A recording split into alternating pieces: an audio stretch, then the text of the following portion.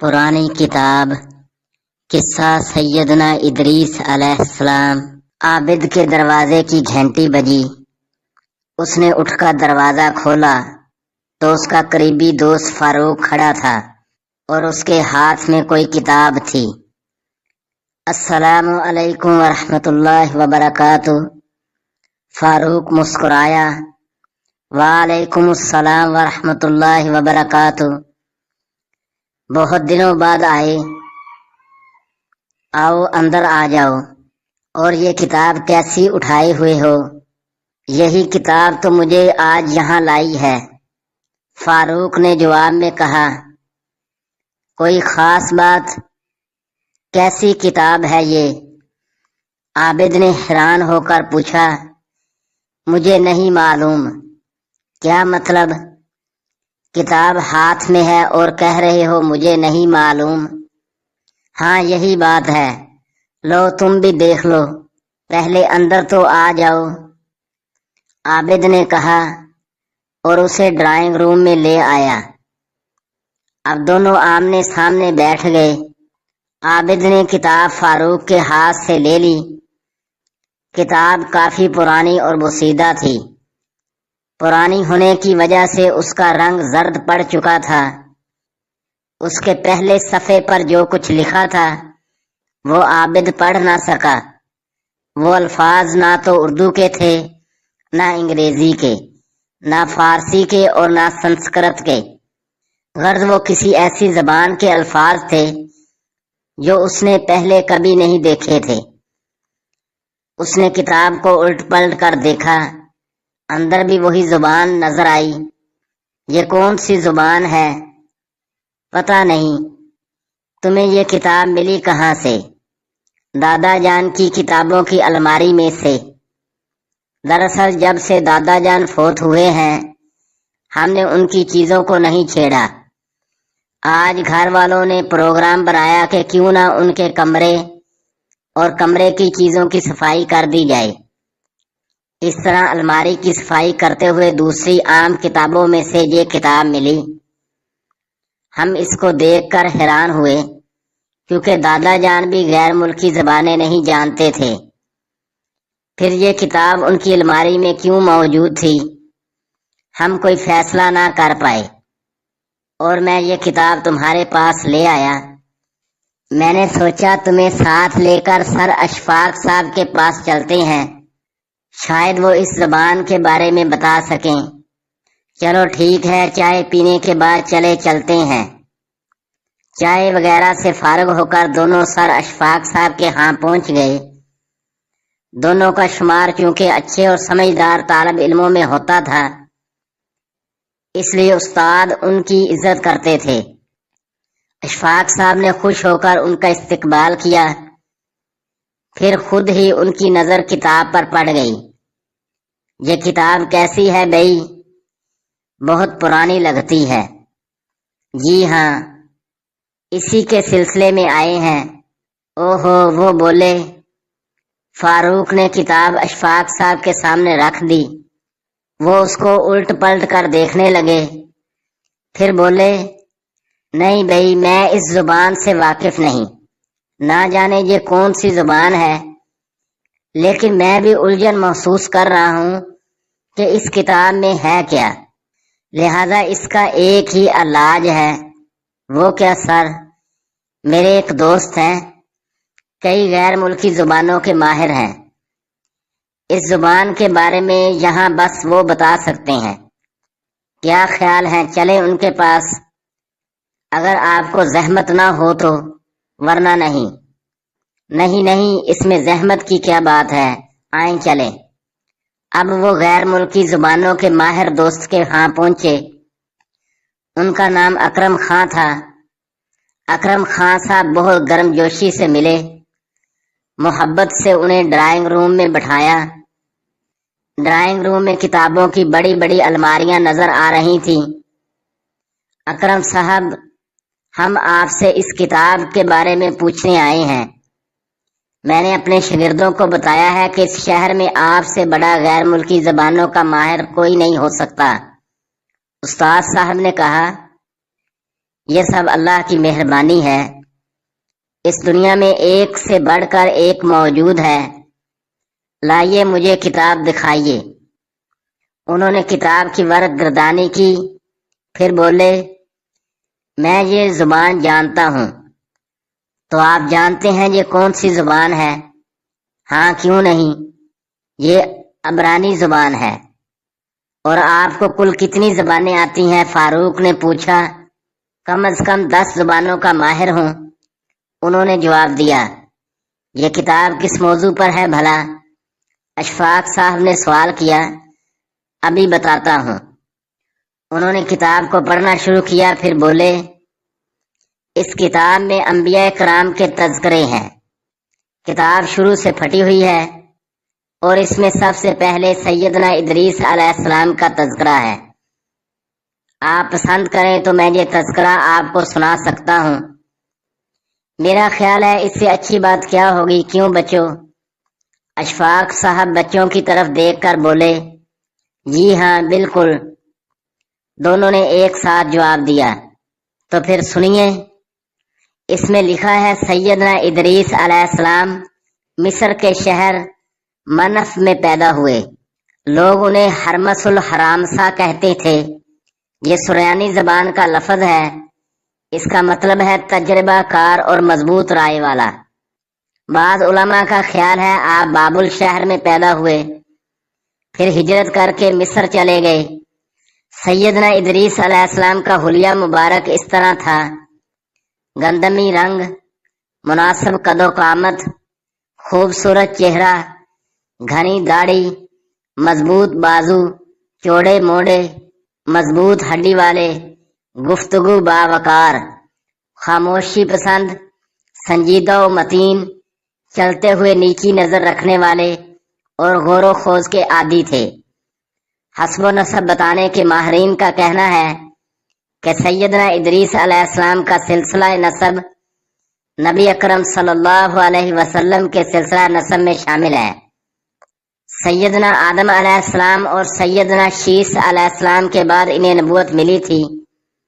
سیدنا آدم علیہ السلام کا بیٹا قابیل، جو اپنے بھائی حابیل کو قتل کرنے کے بعد والدین کو چھوڑ کر کسی اور جگہ چلا گیا تھا، اس نے وہاں جا کر فساد اور ظلم و زیادتی شروع کی، حتیٰ کہ ایمان والوں کو بھی ستانا شروع کر دیا۔ ابلیس نے جب ان کی یہ حالت دیکھی تو اس نے اس موقع کو غنیمت جانا اور انسانی بھیس میں قابیل کی قوم کے ایک شخص کا غلام بن کر رہنے لگا۔ پھر اس نے بانسری شکل کی ایک چیز ایجاد کی اور اس کو بجانے لگا۔ لوگ اس کی آواز پر لٹو ہو گئے اور اس کے گرد بھیڑ لگا کر سننے لگے۔ پھر میلے کا ایک دن مقرر ہو گیا، اس میں ہزارہ مرد اور عورتیں جمع ہونے لگے۔ آہستہ آہستہ یہ لوگ بڑھنے لگے اور ان کا فساد بھی بڑھنے لگا۔ سیدنا ادریس علیہ السلام نے جب دیکھا کہ مفسدین ایمان والوں پر ظلم و زیادتی کر رہے ہیں اور ان کا فساد بڑھتا جا رہا ہے اور سمجھانے کے باوجود یہ لوگ باز نہیں آ رہے، تو انہوں نے اپنے پیروکاروں کو جہاد کا حکم دیا۔ سیدنا ادریس علیہ السلام پہلے شخص تھے جنہوں نے اللہ کے راستے میں جہاد کیا، غنیمتیں حاصل کی اور دشمنوں کو قیدی بنایا، لیکن غنیمتیں اور قیدی ان کے لیے حلال نہیں تھے۔ نبی کریم صلی اللہ علیہ وسلم پہلے رسول ہیں جن کے لیے غنیمتیں حلال کی گئی تھی، لیکن یہ بات یقینی ہے کہ جہاد سب سے پہلے سیدنا ادریس علیہ السلام نے کیا۔ انہوں نے جہاد کے لیے ایک لشکر تیار کیا، پھر اس لشکر کو 2 حصوں میں تقسیم کیا۔ ایک حصہ پیادوں پر مشتمل تھا اور دوسرا سواروں پر۔ چنانچہ بھرپور تیاری کے بعد سیدنا ادریس علیہ السلام نے قابیل کی قوم پر چڑھائی کر دی۔ حق و باطل کے درمیان زبردست مارکے ہوئے۔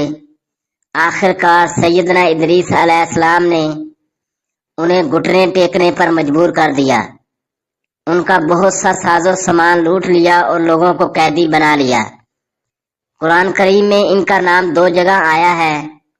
ارشاد باری تعالی ہے، اے نبی صلی اللہ علیہ وسلم، اسماعیل، ادریس اور ذوالکفل کا ذکر کیجئے، یہ سب صابر لوگ تھے، ہم نے انہیں اپنی رحمت میں داخل فرمایا، بلا شبہ یہ نیک لوگ تھے۔ اس طرح سورہ مریم میں اللہ تعالیٰ کا فرمان ہے، اس مقدس کتاب قرآن مجید میں ادریس کا ذکر کیجئے، بلا شبہ وہ نہایت سچے نبی تھے اور ہم نے انہیں اونچی جگہ اٹھا لیا تھا۔ جی کیا مطلب اونچی جگہ اٹھا لیا تھا؟ ہم سمجھے نہیں۔ عابد اور فاروق بول اٹھے۔ اس آیت مبارکہ میں اللہ تعالیٰ نے سیدنا ادریس علیہ السلام کی تعریف بیان کرتے ہوئے انہیں سچا نبی قرار دیا ہے اور فرمایا ہم نے انہیں اونچی جگہ اٹھا لیا۔ آخر یہ کیوں فرمایا؟ عابد نے حیران ہو کر کہا، اس سلسلے میں ایک روایت ہے، سیدنا عبداللہ بن عباس رضی اللہ تعالی عنہ نے کعب احبار رحمت اللہ علیہ سے پوچھا، سیدنا ادریس علیہ السلام کے بارے میں اللہ تعالیٰ کے اس فرمان کا کیا مطلب ہے اور ہم نے انہیں اونچی جگہ پر اٹھا لیا تھا؟ اس کے جواب میں کعب احبار رحمت اللہ علیہ نے فرمایا کہ اللہ تعالیٰ نے سیدنا ادریس علیہ السلام کی طرف وحی فرمائی کہ میں ہر روز آپ کے اعمال میں تمام بنی آدم کے اعمال کے برابر اضافہ کروں گا۔ اس سے غالباً ان کے زمانے کے تمام انسانوں کے اعمال کے برابر ثواب مراد ہیں۔ ان کے دل میں خواہش پیدا ہوئی کہ ان کی نیکیوں میں بہت اضافہ ہو جائے۔ تب ان کے پاس ان کا ایک دوست فرشتہ آیا۔ آپ نے اس فرشتے سے کہا، میرے بارے میں موت کے فرشتے سے بات کریں تاکہ مجھے زیادہ مہلت ملے اور میں زیادہ نیکیاں کر سکوں۔ فرشتے نے انہیں اپنے پروں میں چھپا لیا اور لے کر آسمانوں کی طرف چل دیا۔ چوتھے آسمان پر فرشتے کو اوپر سے ملک الموت آتے ہوئے ملا۔ اس فرشتے نے ملک الموت سے ادریس علیہ السلام کی خواہش کا ذکر کیا۔ ملک الموت نے پوچھا، ادریس کہاں ہے؟ فرشتے نے کہا، وہ میری پیٹھ پر ہے۔ یہ سن کر ملک الموت نے کہا، میں بھی حیران تھا، اللہ تعالیٰ نے مجھے بھیجا تھا اور حکم دیا تھا کہ چوتھے آسمان پر ادریس علیہ السلام کی روح قبض کروں، اور میں دل میں کہہ رہا تھا کہ وہ تو زمین پر ہیں، میں ان کی روح چوتھے آسمان پر کیسے قبض کروں گا؟ یہ کہہ کر ملک الموت نے ان کی روح قبض کر لی۔ چنانچہ اللہ تعالیٰ کے اس ارشاد میں اسی طرف اشارہ ہے اور ہم نے اسے ایک بلند مقام پر اٹھا لیا۔ اس بات کی وضاحت میں مصنف نے لکھا ہے کہ یہ اسرائیلی روایت ہے اور نقل و عقل دونوں لحاظ سے ناقابل اعتبار ہے۔ آگے لکھا ہے کہ نبی کریم صلی اللہ علیہ وسلم نے جب معراج پر گئے تو دوران معراج آپ کی ملاقات چوتھے آسمان پر سیدنا ادریس علیہ السلام سے ہوئی تھی۔ امام ابن اسحاق رحمہ اللہ نے ذکر کیا ہے کہ ادریس علیہ السلام دنیا میں پہلے شخص ہیں جنہوں نے قلم ایجاد کیا تھا اور سب سے پہلے انہوں نے ہی قلم سے لکھا تھا۔ آپ کی پیدائش کے وقت آدم علیہ السلام زندہ تھے اور آدم علیہ السلام کی وفات کے وقت آپ کی عمر 308 سال تھی۔ سیدنا ادریس علیہ السلام نے اپنی قوم کو بتایا تھا، میری طرح اس عالم دنیا میں دینی اور دنیاوی اصلاح کے لیے بہت سے انبیاء آئیں گے۔ ان کی نمایاں خصوصیات یہ ہوں گی، وہ ہر بری بات سے پاک ہوں گے، انسانی فضائل میں کامل ہوں گے، ان کی دعائیں قبول ہوں گی، ان کی تعلیم کا مقصد کائنات کی اصلاح ہوگا۔ آپ نے سب سے پہلے طوفان کی اطلاع دے کر انسانوں کو ڈرایا تھا۔ آپ کی تعلیمات یہ تھیں، اللہ کی ذات پر ایمان لانا، توحید پر قائم رہنا، صرف خالق کائنات کی عبادت کرنا، آخرت کے عذاب سے بچنے کے لیے نیک اعمال کرنا، دنیا طلب نہ کرنا، ہر معاملے میں عدل و انصاف کو پیش نظر رکھنا، مقررہ طریقے ہی پر عبادت کرنا، ہر ماہ کی 13، 14 اور 15 تاریخ کے روزے رکھنا، جہاد جاری رکھنا، زکوٰۃ ادا کرنا، پاک صاف رہنا، نشہ آور چیزوں سے بچنا، نظر اور قربانی میں اللہ کے نام پر جانور قربان کرنا، پھلوں اور پھولوں میں ہر موسم کی پہلی چیز صدقہ کرنا، آپ نے اپنی قوم کو یہ نصیحتیں فرمائی، یہ حالت کے قریب بھی نہ جاؤ ورنہ علم میں کمال حاصل نہیں کر سکو گے۔ اللہ کی یاد اور نیک عمل کے لیے اخلاص ضروری ہے۔ جھوٹی قسمیں نہ کھاؤ، نہ دوسروں کو قسمیں کھانے پر آمادہ کرو، اپنے بڑوں کا ادب کرو، اللہ کی تعریف میں ہر وقت زبان کو تر رکھو، دوسروں کو عیش و آرام میں دیکھ کر حسد نہ کرو۔ اللہ کی نعمتوں کا شکر انسان کی طاقت سے باہر ہے۔ جو زندگی کی ضروریات زیادہ طلب کرتا ہے وہ کبھی قناعت نہیں کر سکتا۔ اکرم خان صاحب قصہ سنا رہے تھے، جبکہ عابد اور فاروق ٹکٹکی باندھے ان کے چہرے کی طرف دیکھ رہے تھے۔ پھر اکرم صاحب ان کی طرف متوجہ ہوئے اور کتاب عابد کے سامنے رکھتے ہوئے بولے، اس کتاب میں سیدنا ادریس علیہ السلام کے بارے میں اتنا ہی لکھا ہے، یہ کتاب آپ اپنے پاس ہی رکھ لیں، ہمیں تو یہ پڑھنی نہیں آتی۔ عابد نے کتاب اکرم صاحب کی طرف بڑھاتے ہوئے کہا، نہیں بیٹا، آپ سمجھدار ہیں، مختلف زبانوں پر دسترس حاصل کرنا آپ کے لیے ناممکن نہیں۔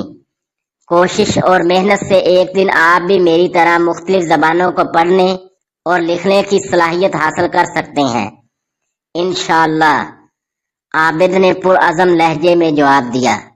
پرانی کتاب ظلم کا بڑھنا اس کے مٹنے کی علامت ہے، فساد کا پھیلنا اس کے کم ہونے کی نشانی ہے۔ رسی ایک حد تک دراز ہوتی ہے، جب حد ختم ہوتی ہے تو اس کی اپنی ہی گردن زد میں آ جاتی ہے۔ غلط راستے پر چلنے والے، غلط روش کا انتخاب کرنے والے نرمی کی زبان نہیں سمجھتے، ان کو طاقت ہی سے سمجھایا جا سکتا ہے۔ یہ کہانی پرانی کتاب ایسے ہی لوگوں کی کہانی ہے جن کے خلاف پہلی دفعہ اللہ کے لیے جہاد کیا گیا۔